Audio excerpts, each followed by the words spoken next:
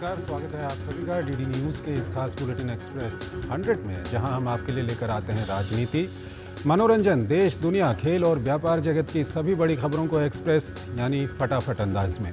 मैं हूं चंद्रशेखर जोशी। तो आइए शुरू करते हैं तेज खबरों का सिलसिला। प्रधानमंत्री नरेंद्र मोदी ने जम्मू कश्मीर में गुरुवार को 2 जनसभाओं को संबोधित किया। कटरा में भारी जनसमूह को संबोधित करते हुए पीएम मोदी ने कांग्रेस के शाही परिवार को देश का सबसे भ्रष्ट परिवार बताया। उन्होंने कहा कि ये परिवार भारत में भ्रष्टाचार की कुरीति का जन्मदाता है, उसका पोषक है।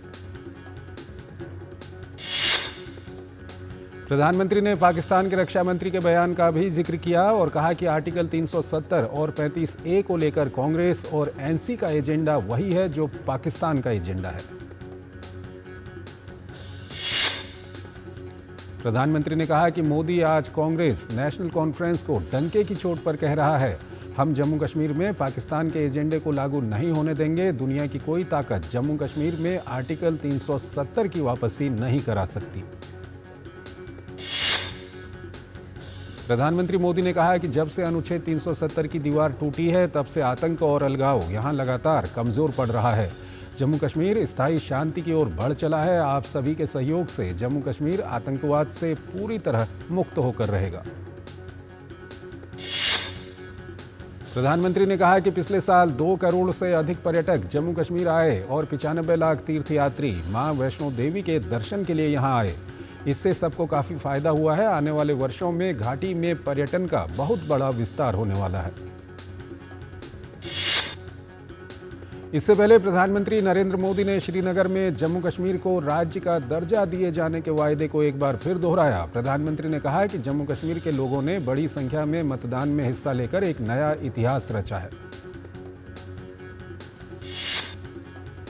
नरेंद्र मोदी ने कांग्रेस, एनसी और पीडीपी की खानदानी राजनीति पर जमकर निशाना साधा। उन्होंने कहा कि इनके जमाने में नौजवान स्कूल, कॉलेज से बाहर थे, ये लोग उनके हाथों में पत्थर थमाकर खुश थे। प्रधानमंत्री नरेंद्र मोदी ने जनसभा को संबोधित करते हुए कहा कि अब जम्मू कश्मीर के बच्चों के हाथ में पत्थर नहीं बल्कि पेन है। बीजेपी सबको जोड़ रही है, वो दिल और दिल्ली की दूरी मिटा रही है। प्रधानमंत्री ने कांग्रेस, एनसी और पीडीपी पर अपने राजनीतिक लाभ के लिए जम्मू कश्मीर के हालात खराब करने का आरोप लगाया। उन्होंने कहा कि उनकी सरकार कश्मीर में शांति बहाली करने में कामयाब रही है। प्रधानमंत्री नरेंद्र मोदी ने गुरुवार को जम्मू कश्मीर के कटरा में रोड शो भी किया। जम्मू कश्मीर विधानसभा चुनाव के दूसरे और तीसरे चरण के लिए मतदान 25 सितंबर और 1 अक्टूबर को होना है। जम्मू कश्मीर में हो रहे विधानसभा चुनाव की चर्चा पाकिस्तान में भी है। पाकिस्तानी रक्षा मंत्री ख्वाजा आसिफ ने एक प्रोग्राम में कहा कि जम्मू कश्मीर में अनुच्छेद 370 और 35A को बहाल करने के लिए पाकिस्तान और नेशनल कॉन्फ्रेंस कांग्रेस गठबंधन एक ही पेज पर है। गृह मंत्री अमित शाह ने एक्स पर लिखा कि पाकिस्तान के रक्षा मंत्री का आर्टिकल 370 और 35A पर कांग्रेस और JK-NC के समर्थन की बात ने एक बार फिर कांग्रेस को एक्सपोज कर दिया है। इस बयान ने पुनः यह स्पष्ट कर दिया है कि कांग्रेस और पाकिस्तान के इरादे भी एक हैं और एजेंडा भी। केंद्रीय गृह मंत्री अमित शाह ने कहा कि पिछले कुछ वर्षों से राहुल गांधी देशवासियों की भावनाओं को आहत करते हुए हर एक भारत विरोधी ताकतों के साथ खड़े हो रहे हैं। अमित शाह ने कहा कि एयर स्ट्राइक व सर्जिकल स्ट्राइक के सबूत मांगने हों या भारतीय सेना के बारे में आपत्तिजनक बातें करनी हों, राहुल गांधी की कांग्रेस पार्टी और पाकिस्तान के सुर हमेशा एक रहे हैं और कांग्रेस का हाथ हमेशा देश विरोधी शक्तियों के साथ रहा है। केंद्रीय गृह मंत्री ने कहा कि कांग्रेस पार्टी और पाकिस्तान ये भूल जाते हैं कि केंद्र में मोदी सरकार है, इसलिए कश्मीर में न तो आर्टिकल 370 वापस आने वाला है और न ही आतंकवाद। केंद्रीय मंत्री शिवराज सिंह चौहान ने कहा कि पाकिस्तान के रक्षा मंत्री के बयान से ये सिद्ध हो गया है कि पाकिस्तान, कांग्रेस और नेशनल कॉन्फ्रेंस के सुर ताल एक हैं, इरादे, एजेंडा भी एक है और इसलिए राहुल गांधी बार बार राष्ट्र विरोधी बयान देते रहते हैं। शिवराज सिंह चौहान ने कहा कि ये बहुत दुर्भाग्यपूर्ण है कि राहुल गांधी की कांग्रेस आज पाकिस्तान के साथ खड़ी है, लेकिन पाकिस्तान, कांग्रेस और नेशनल कॉन्फ्रेंस ये बात जान लें कि उनके इरादे कभी सफल नहीं होंगे। भाजपा ने राष्ट्रीय महासचिव तरुण चुग ने कहा कि पाकिस्तान के रक्षा मंत्री द्वारा कांग्रेस एनसी के बयान का समर्थन इन दोनों दलों की कलई खोलने के लिए काफी है। भाजपा नेता अनुराग सिंह ठाकुर ने 370 पर कांग्रेस, एनसी और पाकिस्तान के एक जैसे रुख पर कटाक्ष किया। उन्होंने कहा कि कांग्रेस नेता राहुल गांधी बेनकाब हो चुके हैं। भाजपा नेता संबित पात्रा ने कहा कि यह पहली बार नहीं है जब पाकिस्तान और कांग्रेस के बीच साठगांठ देखी जा रही है। उन्होंने कहा कि जब अनुच्छेद 370 और 35A को निरस्त करने का निर्णय लिया गया था, तब भी कांग्रेस के एक वरिष्ठ नेता ने इसे द्विपक्षीय मुद्दा कहा था और इसमें पाकिस्तान को भी शामिल करना चाहते थे। भाजपा प्रवक्ता शहजाद पूनावाला ने 370 और 35A मामले में पाकिस्तानी रक्षा मंत्री के बयान को लेकर कांग्रेस एनसी गठबंधन पर निशाना साधा।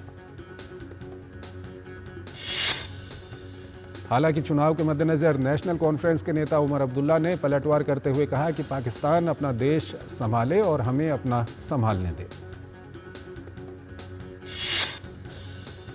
हरियाणा विधानसभा चुनाव के लिए बीजेपी ने अपना संकल्प पत्र जारी कर दिया है। बीजेपी के राष्ट्रीय अध्यक्ष जेपी नड्डा ने संकल्प पत्र जारी किया। इस अवसर पर हरियाणा के मुख्यमंत्री नायब सैनी, प्रदेश प्रभारी सतीश पुनिया, प्रदेश अध्यक्ष मोहनलाल बड़ौली, पूर्व मुख्यमंत्री मनोहर लाल खट्टर और संकल्प पत्र कमेटी के अध्यक्ष ओम प्रकाश धनखड़ प्रमुख तौर पर मौजूद रहे। संकल्प पत्र में कहा गया है कि बीजेपी हरियाणा में अगर तीसरी बार सत्ता में आती है तो वो हर महीने महिलाओं को लाडो लक्ष्मी योजना के तहत 2100 रुपये देगी। इसी के साथ सरकार 24 फसलों की घोषित न्यूनतम समर्थन मूल्य MSP पर खरीदेगी। बीजेपी ने अपने संकल्प पत्र में 20 वादे किए हैं।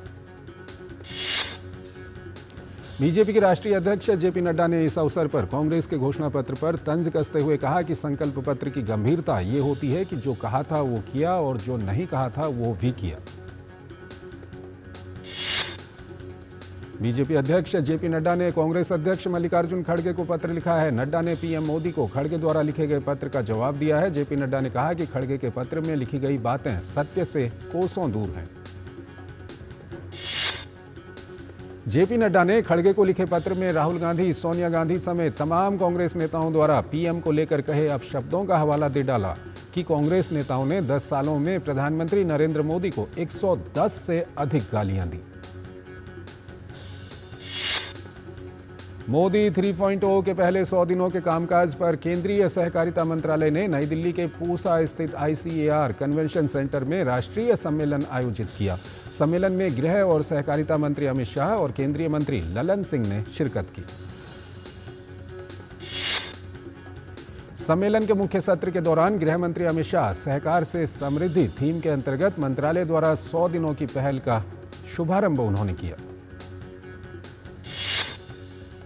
सम्मेलन में अमित शाह ने अब तक कवर नहीं किए गए गांवों और पंचायतों में 2 लाख नई MPACS प्राथमिक डेयरी और मत्स्य सहकारी समितियों के गठन और सुदृढ़ीकरण, श्वेत क्रांति 2.0 पर मानक संचालन प्रक्रिया और सहकारी समितियों के बीच सहयोग पर एक मार्गदर्शिका का भी शुभारंभ किया। केंद्रीय गृह एवं सहकारिता मंत्री अमित शाह ने सहकारिता क्षेत्र में हुए कार्यों का जिक्र किया। उन्होंने कहा कि मोदी सरकार सहकारिता के माध्यम से ग्रामीण अर्थतंत्र को नई गति दे रही है। उन्होंने भरोसा दिलाया कि पैक्स अब बंद नहीं होंगे। सम्मेलन को संबोधित करते हुए केंद्रीय मत्स्य पालन, पशुपालन और डेयरी विभाग के मंत्री ललन सिंह ने कहा कि पिछले 10 सालों में देश ने डेयरी के क्षेत्र में उल्लेखनीय उपलब्धि प्राप्त की है।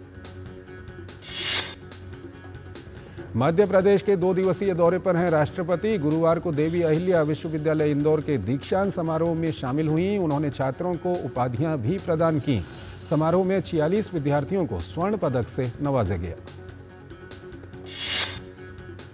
राष्ट्रपति द्रौपदी मुर्मू ने देवी अहिल्या विश्वविद्यालय इंदौर के दीक्षांत समारोह को संबोधित किया। राष्ट्रपति ने अपने संबोधन में बेटियों को उच्च शिक्षा हासिल करने और आत्मनिर्भर बनाने के लिए प्रेरित करने पर बल दिया। राष्ट्रपति द्रौपदी मुर्मू ने इंदौर रेजिडेंसी कोठी परिसर में कदम का पौधा लगाया। साथ ही राज्यपाल मंगूभाई पटेल ने रुद्राक्ष का पौधा लगाया। वहीं मुख्यमंत्री मोहन यादव ने पारिजात के पौधे लगाए। राष्ट्रपति द्रौपदी मुर्मू ने गुरुवार को मध्य प्रदेश के उज्जैन में स्वच्छता मित्रों के साथ संवाद किया। राष्ट्रपति मुर्मू स्वच्छता मित्रों को प्रमाण पत्र वितरित कर रही थीं। इस दौरान राष्ट्रपति द्रौपदी मुर्मू ने कहा कि इंदौर ने 7 बार स्वच्छ शहर रहने का कीर्तिमान हासिल किया है। सफाई मित्रों की सुरक्षा, गरिमा और कल्याण को सुनिश्चित करना सरकार और समाज का महत्वपूर्ण दायित्व है।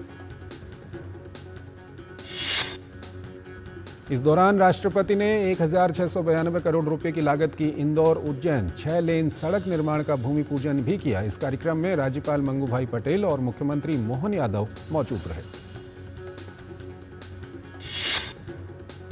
राष्ट्रपति द्रौपदी मुर्मू ने मध्य प्रदेश के उज्जैन स्थित श्री महाकालेश्वर मंदिर में दर्शन किए। राष्ट्रपति ने वहां जलाभिषेक किया और पूजा अर्चना की। राष्ट्रपति मुर्मू ने महाकाल लोक के दर्शन किए और मूर्तिकारों से बातचीत भी की।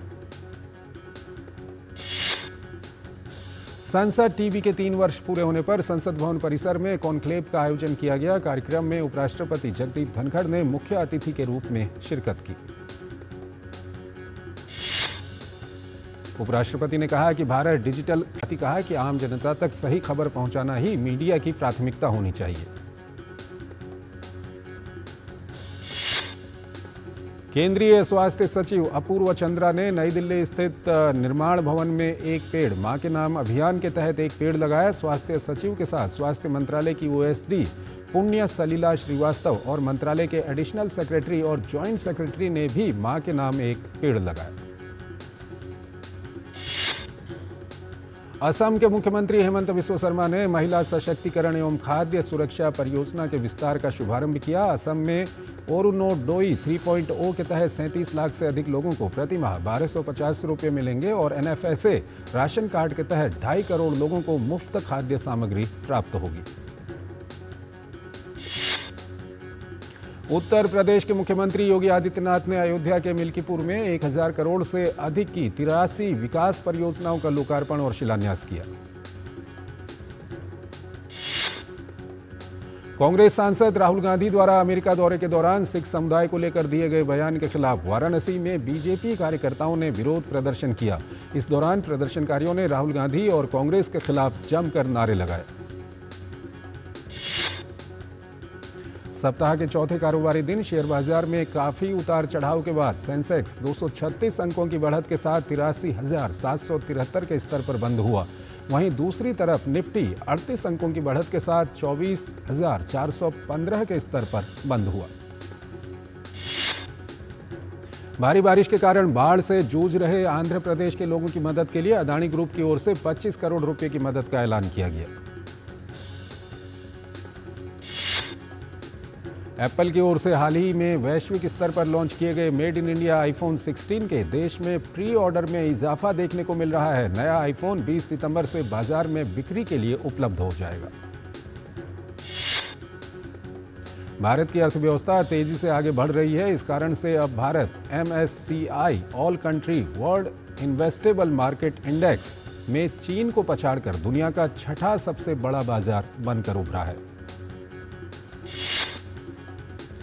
MSCI ACWI IMI इंडेक्स में भारत का वेटेज अगस्त में 2.35% था, जो कि चीन के वेटेज 2.24% से 11 आधार अंक ज्यादा है। चीन की हिस्सेदारी इस इंडेक्स में 2021 के उच्चतम स्तर से करीब आधी हो गई है। वहीं भारत की हिस्सेदारी इस दौरान 2 गुनी हो गई है।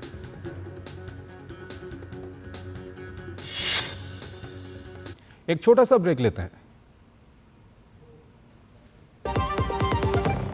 MDH का किचन किंग किचन में हो तो हम सब कुछ बना सकते हैं। बैंगन का भरता, आलू गोभी, भिंडी मसाला और भी बहुत कुछ। MDH। बात जब पीढ़ियों के लिए बनने वाले घर की हो तो जिम्मेदारी बड़ी हो जाती है। गैलेंट समझता है ये जिम्मेदारी। अब डबल M रिब्स के साथ गैलेंट एडवांस TMT रीबार, निर्माण का रियल हीरो। पॉलिसी बाजा करा जिदुशा होके नो हिताकुशी। समझ में आया? मैंने कितनी बार हिंदी में समझाया कि पॉलिसी बाजार से कंपेयर करके कार इंश्योरेंस पे 8,000 रुपए तक बचा सकते हो, पर कुछ लोगों को अभी तक समझ नहीं आया, तो मैंने सोचा जापानी में समझा देता हूँ। सायोनारा। बेटियां घर की रौनक हैं। बेटियां घर संवारती हैं। बेटियां पीढ़ियां सजाती हैं। बेटियां घर की बुनियाद कहलाती हैं। बेटियों को सलाम करता है मोंगिया स्टील, स्टील का बादशाह। गोल्डी मसाले के 100 ग्राम के स्पेशल पैक्स में फ्रेशनेस लॉक है। ऐसे गोल्डी मसाले जहां जाएं रिश्ते बनाएं।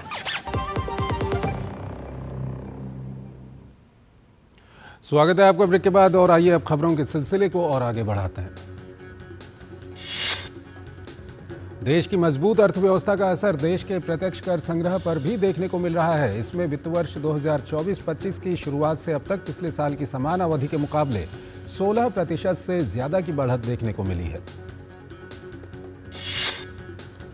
सरकार की ओर से जारी किए गए डेटा के मुताबिक चालू वित्त वर्ष में 1 अप्रैल से 17 सितंबर तक देश का प्रत्यक्ष कर संग्रह 16.12% बढ़कर 9.95 लाख करोड़ रुपए हो गया है। इस दौरान टैक्स रिफंड में भी उछाल देखने को मिला है और ये पिछले साल की समान अवधि के मुकाबले 56.49% बढ़कर 2.05 लाख करोड़ रुपए हो गया है। 2024 में टैक्स रिफंड 2 लाख करोड़ रुपए के पार, एक साल में हुई 56.49% की बढ़त। प्रधानमंत्री नरेंद्र मोदी 21 से 23 सितंबर तक अमेरिका की यात्रा पर रहेंगे। उनकी यात्रा को लेकर विदेश मंत्रालय ने जानकारी दी। यात्रा को लेकर अमेरिका में भी तैयारियां जोरों पर हैं। प्रधानमंत्री नरेंद्र मोदी की अमेरिका यात्रा के 3 महत्वपूर्ण पड़ाव हैं। क्वाड शिखर सम्मेलन, अमेरिका में बसे भारतीयों के साथ रिश्तों में नई ऊर्जा का संचार करना और यूएन मुख्यालय में आयोजित समिट ऑफ द फ्यूचर में शिरकत कर भारत का दृष्टिकोण साझा करना। विदेश सचिव विक्रम मिस्री ने बताया कि पीएम के अमेरिका दौरे की शुरुआत क्वाड शिखर सम्मेलन से होगी, जहां 21 सितंबर को राष्ट्रपति जो बाइडेन अपने गृहनगर डेलावेयर में क्वाड नेताओं की मेजबानी करेंगे। विदेश सचिव विक्रम मिस्री ने बताया कि न्यूयॉर्क में भारतीय समुदाय के साथ पीएम मोदी का भव्य कार्यक्रम इस यात्रा का बड़ा आकर्षण होगा। समारोह 22 सितंबर को नासाउ वेटरन्स मेमोरियल कॉलेजियम में आयोजित किया जाएगा।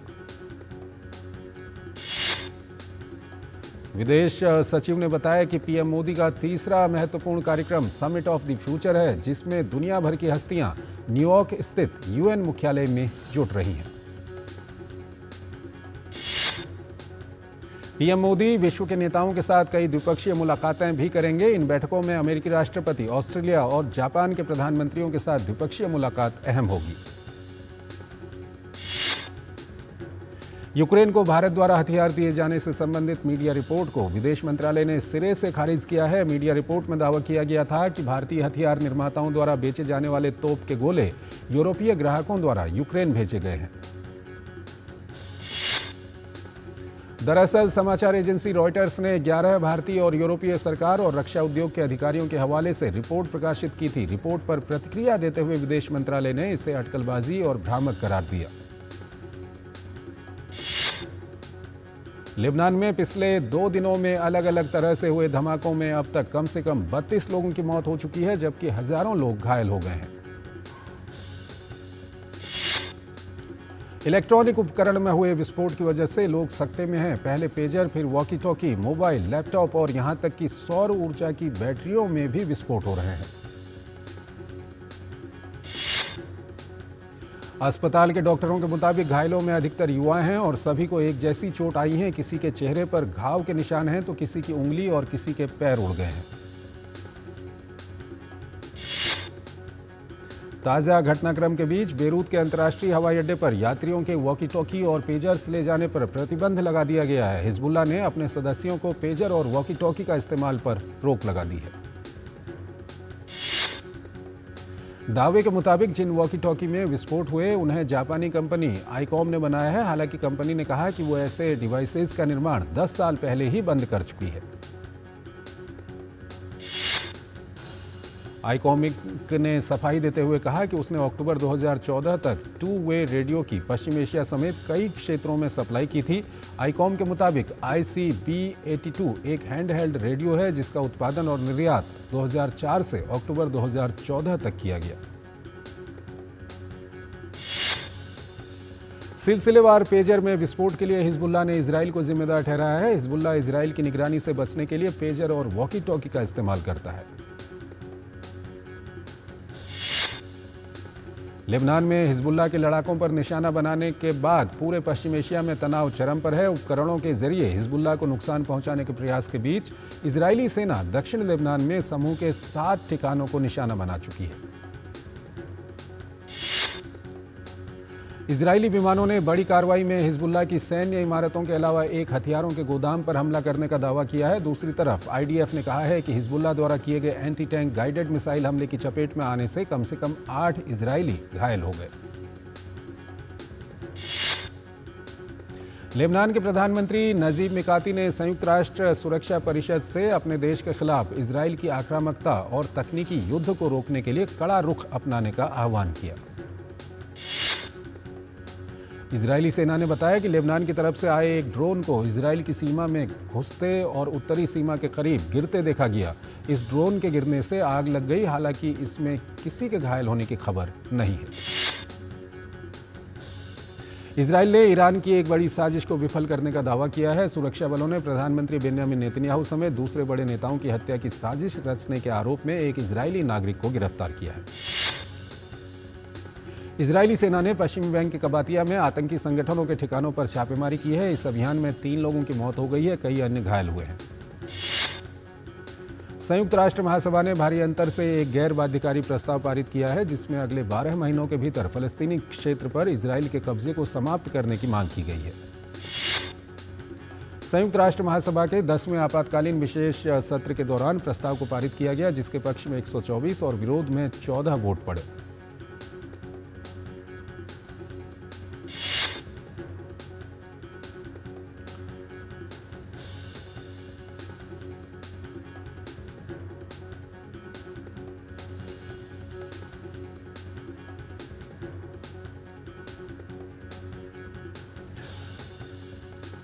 अमेरिका में डेलावेयर के विल्मिंगटन में 21 सितंबर को राष्ट्रपति जो बाइडेन द्वारा क्वाड शिखर सम्मेलन की मेजबानी की जाएगी।